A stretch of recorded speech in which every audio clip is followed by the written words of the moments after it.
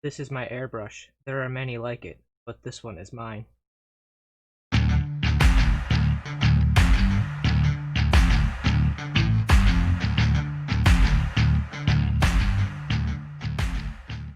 Hi guys, Jonathan from Two Raven Studios. Welcome. If you're new here, please subscribe. We have new videos every week. What we're gonna do this week is talk about airbrushes. So if you're looking to get an airbrush and don't know where to start, this is gonna be the video for you. So I'm not gonna go so much into technique here. We're gonna talk about the airbrush itself and what to look for if you wanna buy an airbrush. And another thing I'm gonna do is go over how to slightly disassemble the airbrush. That's why I did the cheesy opening the way I did. It's important when you have an airbrush to know how to disassemble it, so I'm going to go over a little bit of that too. But before we get that, let's talk about the airbrush and what to look for if you're buying one. So the first thing we're going to talk about is the action of the trigger. So airbrushes are either dual action or single action. Dual action means, you can see the triggers right here. As I press down on that trigger, it starts the air, and as I pull back, it pulls the needle back. Kind of see it moving over here, and that lets the paint flow through. So that's dual action. Action 1 is air, action 2 is paint. That is very important for a miniature painting airbrush. We want a dual action. So what a single action would be is just a button. It turns everything on, everything off. The dual action, what it allows us to do is two things. Firstly, and most importantly, when you first start the airflow out of the airbrush, there's going to be a little bit of paint left on the tip and it's going to splatter. So if we're pointing at the miniature as we do that, we're going to get paint splatter on the miniature, which we don't want. So we want to be able to point it away from the miniature, start the air, and then start the paint as we go across. It also allows us to control both the flow of the paint and the flow of the air separately. So I can push down a little bit to have less air and pull back a lot to have a lot of paint, or I can do the opposite. I can press down a lot to have a lot of air and pull back only a little bit to have a little bit of paint. The important thing is when I'm airbrushing, and you might have noticed it, I talk about it in a lot of my videos, especially when you're using inks and that sort of stuff, you want to be able to have constant air, but paint off and on, so the paint dries and you don't have runs, especially, like I said, if you're using inks. So a dual action is very important. So if you're looking for an airbrush, single action versus dual action, you want the dual action. So let's move on to the next thing to look for. Next thing we're going to talk about is how the paint is fed into the airbrush. So this airbrush is what's called a gravity feed. The paint goes into this cup and gravity just pushes it down into where it needs to be to flow out the airbrush. The other option is a siphon feed, which is this. The paint is in this and siphon action pulls it up into the stream of air coming through the airbrush. So siphon action, the paint goes in that way. For miniature painting, we want the gravity feed. The reason is, for this to work, you have to have a lot of paint in here. And when we're painting miniatures, we don't often need nearly that much paint. We just need a little tiny bit of paint. So this works just fine. You put a little bit of paint in here and it goes in. So for miniature painting, so we don't waste paint, we want a gravity feed.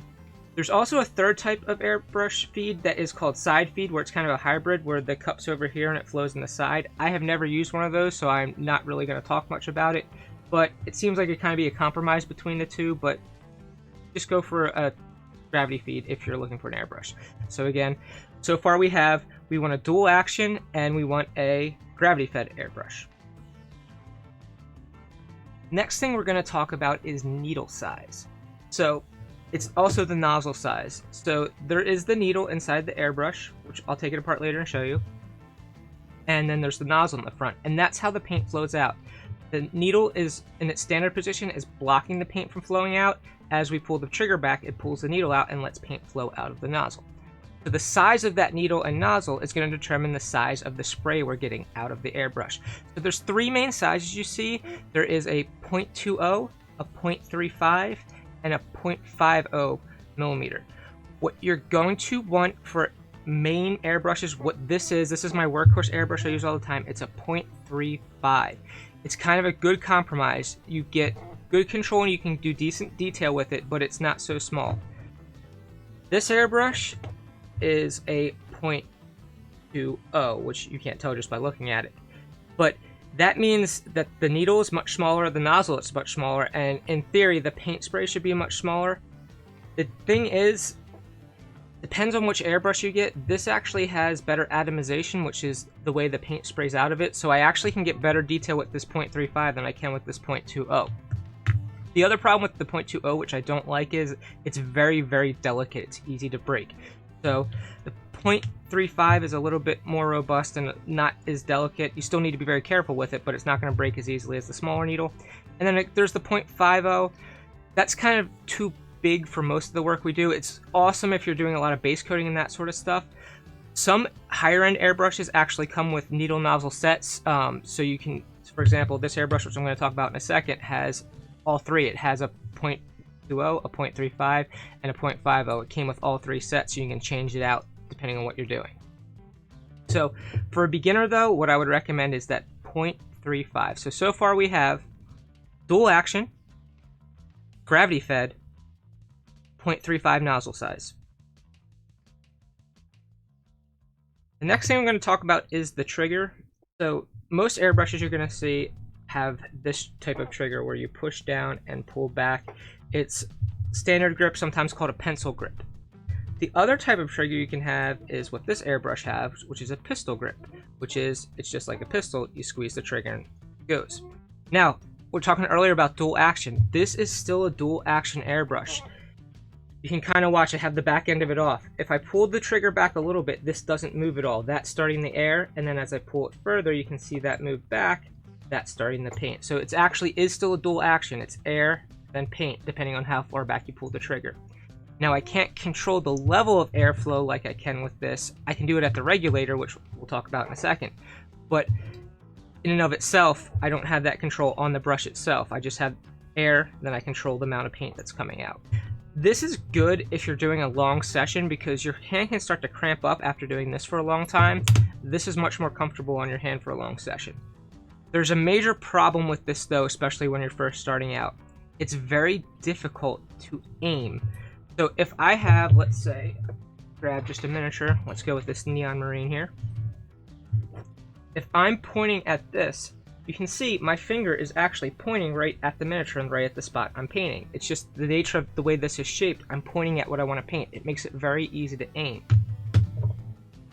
This is more difficult to aim because I'm not really pointing with my hand where I want to paint.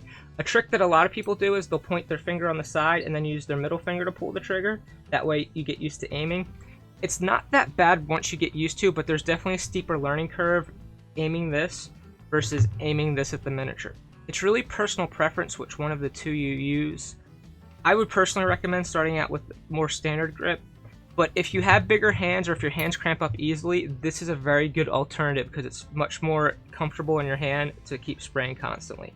So when it comes to the type of grips, it's really up to you. So far we want dual action, gravity fed, 0.35 nozzle size. Pencil versus pistol grip, doesn't really matter, it's up to you, whatever you feel more comfortable with. Just know this is going to be a steeper learning curve of how to aim it properly. So I'm briefly also going to talk about your compressor for when you airbrush. So you can use a giant compressor somewhere in the background, but those things are loud. They make airbrushing specific compressors that are actually extremely quiet and good. So there's two main types of compressors you're going to look at. There is something like this, which is a tankless airbrush. So all this is a motor, and then you hook the airbrush in and it sprays. So this is a tankless. Your other option is one with a tank, which is what I currently use, which is this big thing right here. You can kind of see this is the motor, this is the tank. So the motor fills up the tank and then you use the air pressure out of the tank. There's really not that much difference in performance out of the two. The difference is how much you're going to be using the airbrush. Between my commissions, my personal painting, my cosplay, I'm using this almost every day. So I went the one with the tank because it's going to be less stress on the motor itself because it's not running constantly. If you're just doing this as a hobby and starting out, you don't really need the extra expense of the tank. The one with just the motor is fine. The important thing on your airbrush is, actually, let's pull up the other one. The important thing is this thing on the front. Your airbrush wants to have this. So this down here is a moisture trap. So what happens is there's condensation that gets in the line and water builds up. So when the airbrush sprays, you have the paint flowing through, and then there's air pulling the paint out of the brush. If you have moisture in your line, there's going to be water droplets in that air pulling the paint out, and it's going to ruin the consistency of the paint and give you a very hard time painting. So you want some sort of moisture trap on the line to get that water out, so it's just air coming through. So that's very important to have a moisture trap.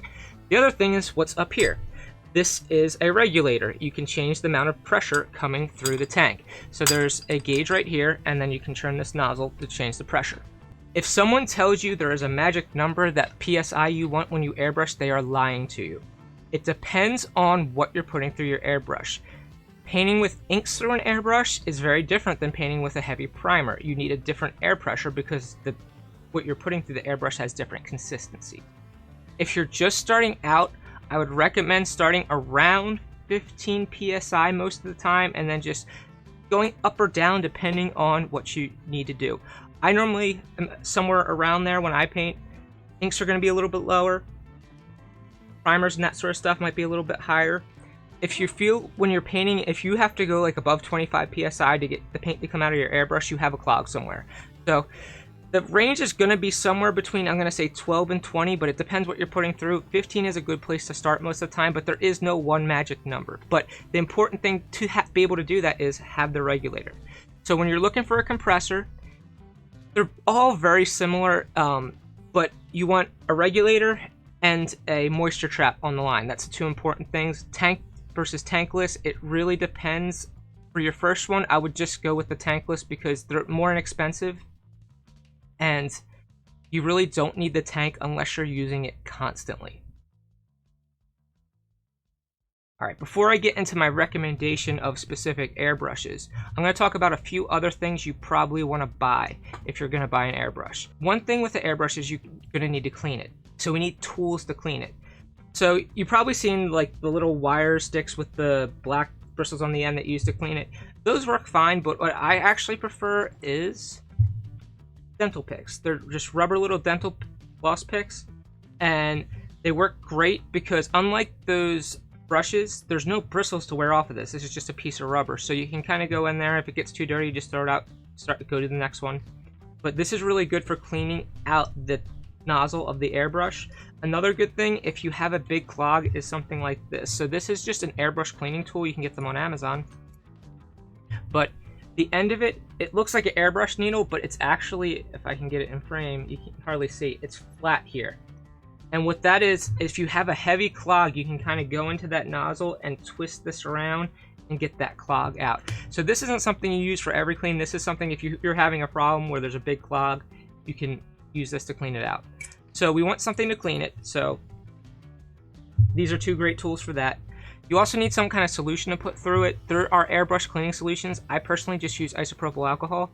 So speaking of that, I also recommend getting some bottles like this. I have two of them on my airbrush station. One is filled with water, one is filled with isopropyl alcohol.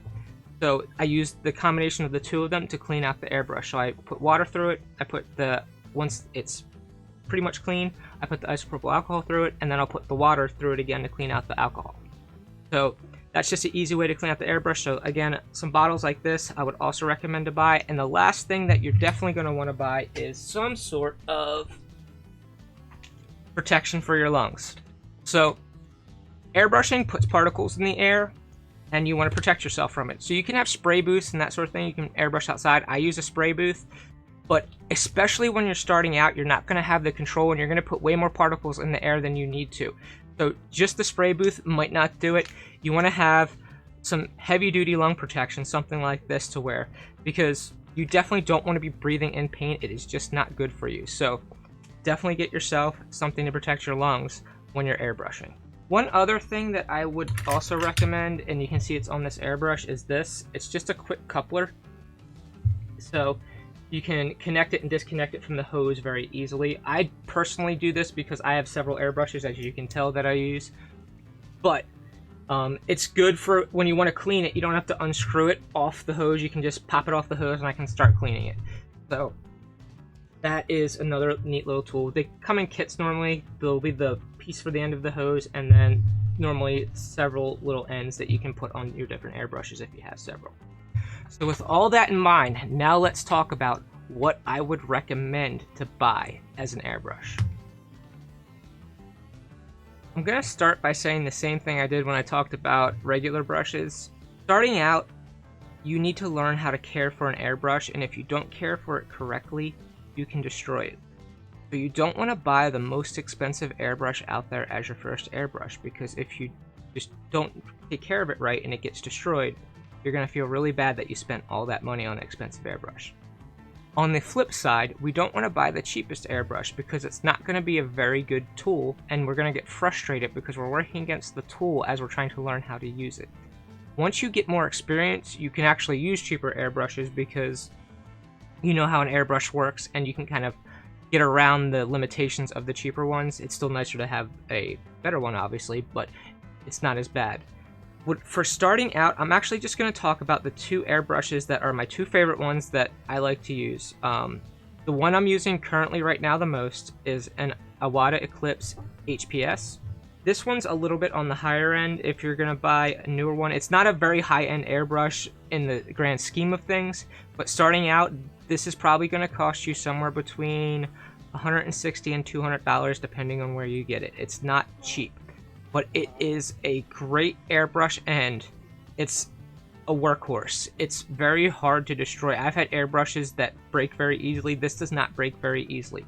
You have to be careful, as always, because especially with the needle, but this is a very good tool and it's very smooth trigger action. The atomization, which is the way the paint comes out the end, is very good. I really like this airbrush. Another option that's a little bit cheaper is a Grex Genesis. The specific model I would recommend is the XGI3. It's going to be similar price. You might be able to find it for a little bit cheaper, but again, it's very good. It's very smooth working action, very nice atomization. The Grex that I have that I use right now is actually this one, which is the TG series, which the T is the trigger this way. But the Grex airbrushes are very nice. My two favorite brands for airbrushes are Grex and Iwata. They're both a little bit more expensive than other stuff you're going to find out there, but they're both very nice airbrushes. If you're looking for something a little bit cheaper, I would recommend a Posh Talon. You can normally get them between 80 and 100 bucks, so they're less than expensive, but they're also a very nice airbrush. I used one of those for a very, very long time before I got my Iwata Eclipse. It was my main airbrush, and it works great. You can find a lot of cheaper ones, but again, if you go very much below the $100 mark, the airbrush you're going to have constant problems with, and you're going to get very good at fixing an airbrush, but you're going to have problems constantly. Again, my two brands I really like are Iwata and Grex. Iwata does make their Neo line, which is a little bit less expensive, and if you're going for a first airbrush, you can go for one of those. Grex they really don't make cheap airbrushes. Grex airbrushes are mid-end to high-end. So, my recommendation though, if money is not an option, your first airbrush, Iwata Eclipse HPS. It is a workhorse of an airbrush. It's not going to let you down. Now that we know that, I'm actually going to take this airbrush partially apart and show you kind of the parts of the airbrush and what to look for. I'm not going to break it all the way down. It's really important when you get an airbrush though to learn how to take your airbrush apart and put it back together, because you're going to have to do that for cleaning occasionally. We're going to take the airbrush apart. The first thing we're going to do is take this back section off, which is pretty simple. Some people actually keep this off when they airbrush. I personally leave it on, but it just exposes the back of the needle and everything. I didn't really properly clean my airbrush last time I used it, just so we could do this little bit of a demonstration to see what things are going to look like. But generally speaking, when I clean my airbrush, all I do is fill the cup with water, spray it out, fill the cup with, well, not fill, put a little bit of isopropyl alcohol in there, spray it out, and then put water in again to clean the isopropyl alcohol out. So the water clears the paint out, the isopropyl alcohol will clear out any of the what's left over, and then the final step of water cleans out the IPA because you don't want it sitting in your airbrush. So now that the end's off, what we're going to do is take the needle out. If you noticed, I have this tray here. When you disassemble your airbrush, you always want to have a tray or a plate or something you're putting it on because you don't want to lose any of the pieces. So just unscrew this a little bit, and my needle is stuck. That it wasn't cleaned properly. There it comes. Ooh. You can definitely see on the end of that, as I spin it, you can see there's definitely some paint that needs to be cleaned off. So I'm just going to show you how I do that real quick.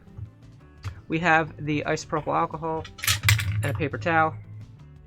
Probably get a cleaner one than I have right here, but just spray the isopropyl alcohol on it and just wipe.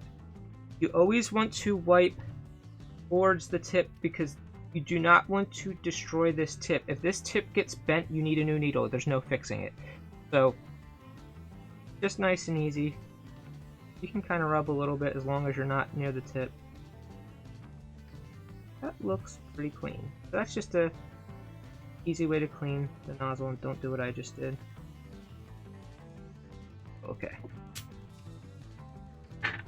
Tip is out now. So next step for when I'm cleaning is you want to get this front part off. Right now, just so you know, this handle will pull right out because the needle was the only thing holding it in. I don't need to pull it out for the cleaning I'm doing right now, but if you're fully disassembling it, that would just pull out right now.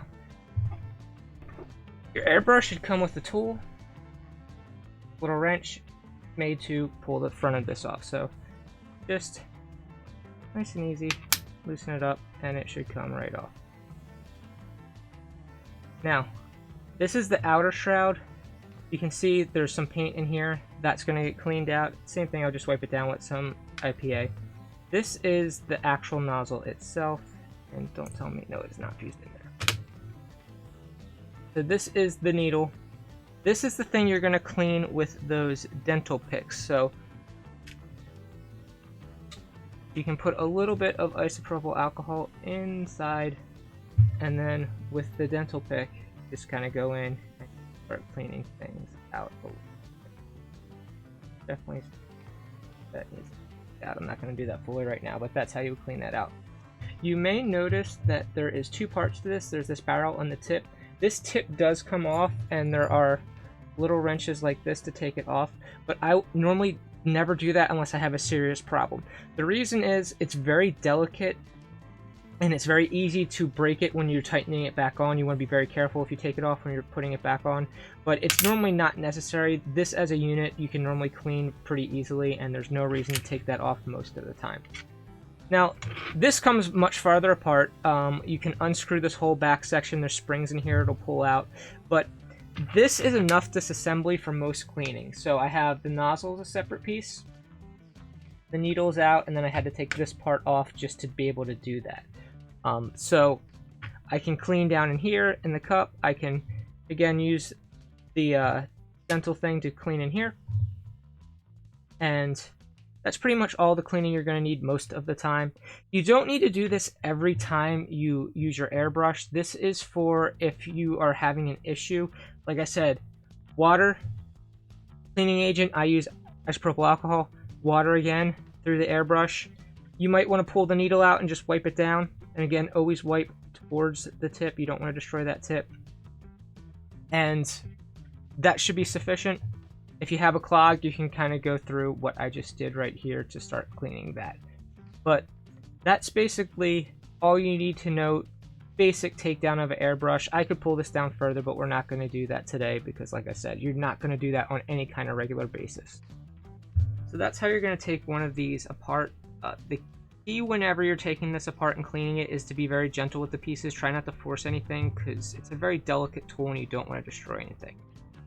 I'm going to leave some links below to some of the stuff I talked about in this. They're going to be Amazon links, but just know that Amazon is not necessarily the best place to get some of this stuff. You can probably find better deals locally by you if you just do a little bit of research. So Amazon's not always going to be the best price if you're looking for an airbrush.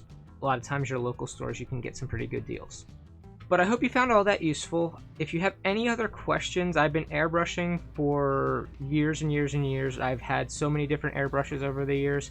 Feel free to ask any questions below. I'll answer them the best I can. If you enjoyed it, please leave a like. I know it's been a couple weeks since we've done some actual painting. I've been talking mainly about things around the painting hobby. Next week we will have a painting video again. I have about 3 that are partially filmed and need to be edited, and one of them should be up next week. I'd appreciate it if you subscribe. I'm going to leave my painting basics video, and eventually I'm going to have a video about how to use the airbrush. That video will be here once it's made. And until next time, keep on gaming and paint your minis.